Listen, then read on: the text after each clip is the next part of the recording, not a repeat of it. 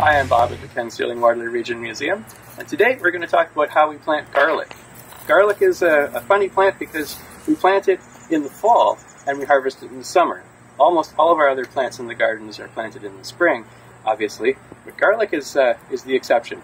It's kind of nice because we have a bit more time in the fall, and it's also very easy crop to grow. It doesn't have any particular requirements. You can grow it in any kind of soil. You can basically ignore it for the entire time it's growing, and you get garlic at the end.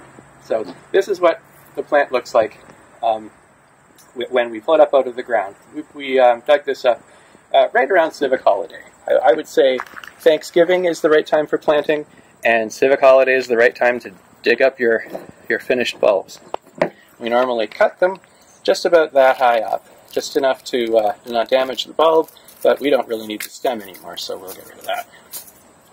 Now this we'll store just in room temperature, any place that's nicely ventilated. I keep mine just in a cupboard over top of my kitchen counter at home, and they keep that way for a very long time, months and months.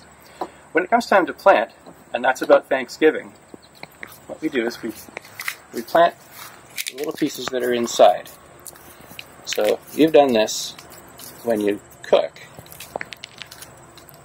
Right? Well, this is called a clove. It's just one of the wedges that's inside. And what happens is you plant this at Thanksgiving, and you wait until Civic Holiday, and it turns into this. It does all of that just under the ground, over the winter and everything. So come Thanksgiving, we'll just break these apart, plant them in the ground about that far apart, about 4 inches, and cover them with mulch if you can. If you don't, then they just get a bit weedy, but otherwise they'll be fine. And wait until Civic Holiday, dig them up, and enjoy your